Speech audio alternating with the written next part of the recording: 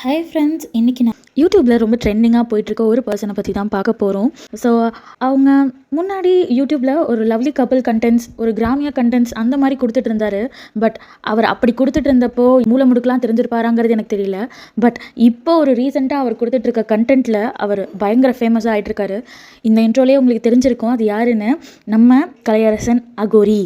So அவங்களோட details பற்றி தான் இன்றைக்கி பார்க்க போகிறோம். வாங்க வீடியோக்குள்ளே போகலாம். கலையரசன் இவர் தேனி மாவட்டத்தில் இருக்க போடி நாயக்கம் அப்படிங்கிற ஒரு ஊரில் பிறந்திருக்காரு. இவர் 13 வருஷம் ஒரு ஆர்ஃபனோட ஸ்கூல்ஸில் தான் இவர் படித்து வந்திருக்காரு. ஏன் அவர் ஆர்ஃபனோட ஸ்கூலில் படித்தாருன்னா, அவங்க அப்பா அம்மாக்குள்ளே சம் மிஸ் அண்டர்ஸ்டாண்டிங்ஸ், அதனால அவங்க பெற்றோர் விட்டு தனியாக ஒரு ஆர்ஃபன் ஸ்கூலில் படிக்கிற நிலைமை வந்திருக்கு. இவர் பல கஷ்டங்களுக்கு அவரோட சின்ன வயசுலேயே உட்பட்டிருக்காரு. ஆனால் அவர் இப்போ வேணால் அகோரியாக இருக்கலாம், ஆனால் கொஞ்சம் வருஷத்துக்கு முன்னாடி அவரோட பேர் என்னன்னா டாக்டர் கலையரசன். ஏன்னா அவர் நம்மளோட கிராமிய கலையை உலகில் உள்ள மூலமுடுக்கெல்லாம் எடுத்து கொண்டு போயிருக்காரு. இவர் வாங்காத அவார்ட்ஸ் கிடையாது. நீங்கள் யூடியூப்ஸ்லேயே பார்த்துருக்கலாம், அவரோட வீடு காட்டியிருப்பாங்க. அது வீடு ஃபுல்லுமே அவார்ட்ஸாக இருக்கும். ஸோ அந்த அளவுக்கு இவர் டாக்டர் கலையரசனாக இருந்தார். இவங்க ஒய்ஃப் ஒரு சென்னை பொண்ணு. அவங்க பேர் பிரகலட்சுமி. இவங்க 2 பேரும் டிக்டாக்ல தான் பார்த்து பேசி லவ் பண்ணி கல்யாணம் பண்ணியிருக்காங்க. இப்போ கலையரசன் கோவை மாவட்டத்தில் இருக்கார். இவர் 19 வயசுலேயே கலைக்காக நிறைய ஸ்டேஜஸ் ஏறி இருக்காரு, நிறைய பெர்ஃபார்மன்ஸ் பண்ணியிருக்காரு. இவர் பெர்ஃபார்ம் மட்டும் பண்ணல, நிறைய ரெக்கார்ட்ஸும் பண்ணியிருக்காரு.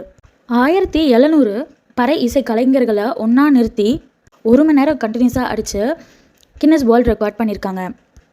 அதே மாதிரி கரகாட்டம் ஆடி 18,000க்கும் மேலே பிளேட்ஸை கண்ணாலேயே எடுத்து சாதனை பண்ணியிருக்காரு.